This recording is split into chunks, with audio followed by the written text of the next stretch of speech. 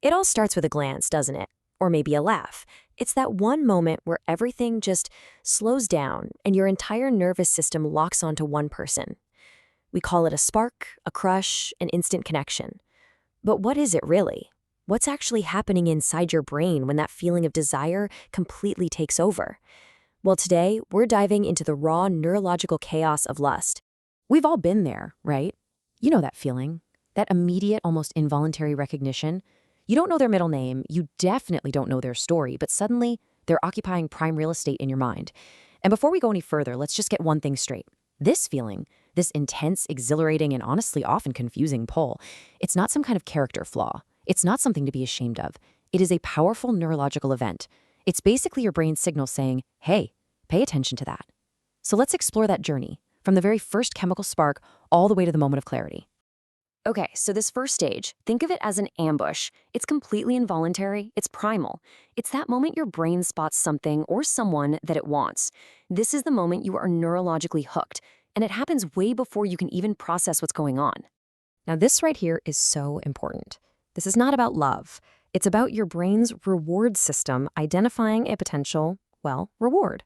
Something new, exciting, attractive, and your body just reacts, you know? It reacts before your rational mind even gets a chance to chime in. It's that intoxicating feeling of newness. And this is the takeover in action. Your attention becomes this laser beam. Maybe it's their voice, their laugh, just the way they stand in a room. And your body responds physically. You might feel a bit warmer, more energized, more alert. Your complex, rational mind, suddenly it's simplified, circling around just one single, powerful, instinctual thought. I need to be closer. And right here, this is the first crucial question you have to ask yourself. Is this attraction based on the actual, real person standing in front of you? Or is it rooted in the fantasy you've already unconsciously started to build? So let's see how that initial spark can turn into a raging fire. Because once that spark is lit, the brain gets, well, it gets creative. The pace picks up, the thoughts become way more obsessive, and you start to descend into what feels like a fog of infatuation. It's such a powerful metaphor, isn't it? And it's so fitting. Infatuation is where everything escalates. This is when you start replaying conversations in your head, analyzing text messages, decoding every little bit of body language like you're trying to crack some kind of secret code. Every little thing feels absolutely monumental. So how does this even happen? Well, your brain is starved for information. It's got a few data points about this person, but it wants the whole story. So it becomes a writer, a director. It just fills in the gaps with assumptions. It imagines their personality, and it constructs this idealized version of them, a character that it then places way up high on a pedestal. I mean, seriously. At this stage, the person you think you're falling for can be up to 50% the real human being and 50% your own creation. Your brain, just high on dopamine and chasing that thrill of uncertainty, is literally co-creating the object of its own obsession. And that obsession, it leads us right here, to the peak of intensity. This is the stage where emotion and desire have completely overwhelmed your logic. The chase is at its most frantic, and your entire being is just consumed by this need to secure their attention. This is so crucial. The main driver here isn't just attraction anymore. It's this desperate need for relief. Relief from the tension of wanting. Relief from the uncertainty of not knowing where you stand. The goal is to resolve that tension at almost any cost. And here, you can see that internal conflict playing out perfectly. The lust-driven brain is on a mission. Get attention, get relief. It will willingly ignore red flags. It'll rationalize behavior that you'd normally question in a second.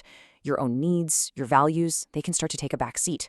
And your boundaries, they begin to blur because that emotional drive is just so incredibly strong.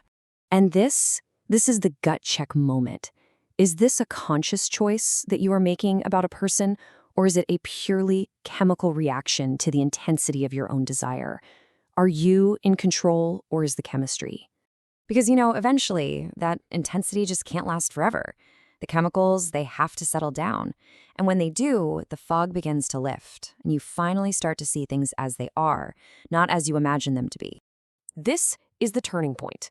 That constant adrenaline rush fades away, the obsessive thoughts quiet down, and you're left standing face to face with the actual person, without that fantasy filter that you've been looking through this whole time. So what do you see? Well, you see the things you might have overlooked before. You see how they actually communicate, not how you hoped they would. You see if their actions actually match up with their words. And, most importantly, you start to notice how you truly feel around them. Do you feel safe, respected, emotionally regulated, or not? And this is the great crossroads. For some people, this clarity brings something deeper. The attraction is still there, but now it's grounded in reality and mutual respect. But for a lot of us, clarity brings disappointment. You realize the attraction was real, for sure, but the compatibility just wasn't. And that is perfectly okay. So, what's the ultimate takeaway from this whole neurological roller coaster?